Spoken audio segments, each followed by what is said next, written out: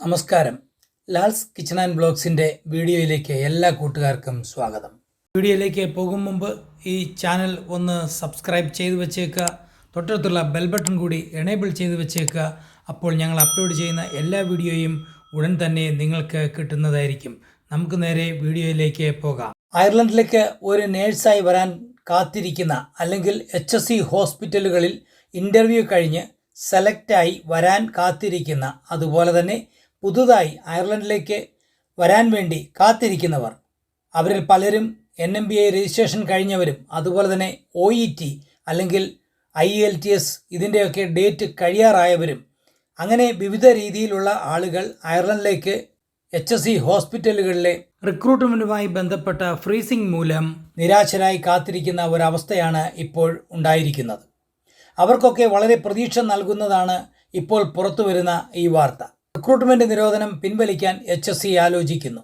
ഇതിൻ്റെ പ്രധാന കാരണം ഹോസ്പിറ്റലുകളിൽ ആവശ്യത്തിനുള്ള സ്റ്റാഫുകൾ ഇല്ലാത്തതിൻ്റെ പേരിൽ ആരോഗ്യരംഗത്തുണ്ടാകുന്ന പ്രതിസന്ധികൾ രൂക്ഷമാകുന്ന സാഹചര്യത്തിൽ റിക്രൂട്ട്മെൻറ്റ് ഫ്രീസുമായി മുന്നോട്ട് പോയാൽ ഇനിയും പ്രതിസന്ധികൾ ഏറും എന്ന് മനസ്സിലാക്കിക്കൊണ്ടാണ് റിക്രൂട്ട്മെൻറ്റുകൾ സാധാരണ നിലയിലേക്കാക്കാനുള്ള നീക്കങ്ങൾ നടത്തുന്നത്.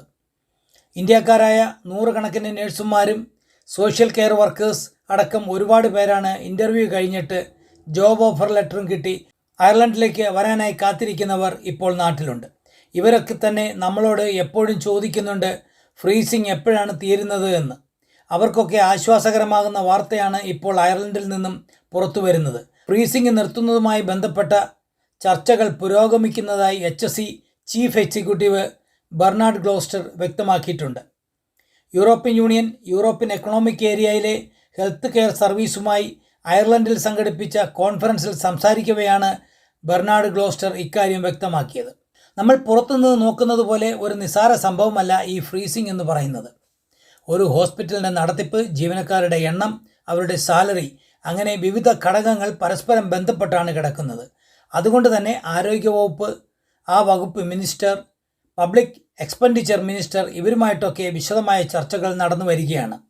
അതുകൊണ്ടൊക്കെ തന്നെ ഉടൻ തന്നെ ഇതിനൊരു പരിഹാരം ഉണ്ടാകുമെന്നാണ് HSC പ്രതീക്ഷിക്കുന്നത്.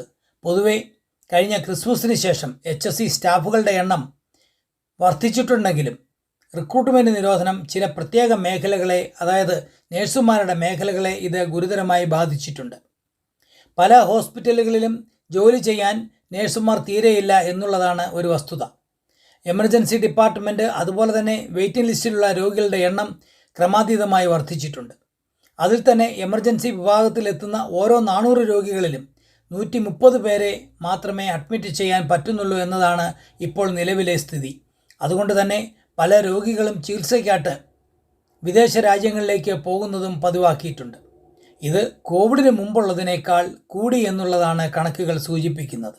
എന്തായാലും നമുക്ക് പ്രതീക്ഷയോടെ ഇരിക്കാം. നമ്മൾ ഇൻ്റർവ്യൂവിൻ്റെ വീഡിയോസൊക്കെ ഒരുപാട് ചെയ്യുമ്പോൾ ആളുകൾ ഇതിൻ്റെ അടിയിൽ കമൻറ്റുകൾ ചെയ്യാറുണ്ട്. ഞങ്ങളുടെ ഇൻ്റർവ്യൂ കഴിഞ്ഞ് സെലക്റ്റായി, ഓഫർ ലെറ്റർ കിട്ടി, അതിനുശേഷം വിവരങ്ങളൊന്നും തന്നെ ഇല്ല, ഫ്രീസിംഗ് എപ്പോൾ തീരും, അങ്ങനെ ഒരുപാട് കമൻറ്റുകൾ നമുക്ക് വരാറുണ്ടായിരുന്നു. അവർക്കൊക്കെ ഈ വാർത്ത വളരെ ആശ്വാസം നൽകുമെന്ന് പ്രതീക്ഷിക്കുന്നു. അയർലൻഡിലേക്ക് വരാൻ കാത്തിരിക്കുന്ന എല്ലാ നഴ്സസിനും അതുപോലെ തന്നെ മറ്റ് ജോലികൾ ചെയ്യാനായി വരാനിരിക്കുന്നവർക്കും ഉടൻ തന്നെ അയർലൻഡിലേക്ക് എത്താൻ കഴിയട്ടെ എന്ന് ആശംസിക്കുന്നു. മറ്റൊരു വീഡിയോയുമായി നിങ്ങളുടെ അടുത്തേക്ക് വരുന്നതുവരെ നന്ദി, നമസ്കാരം.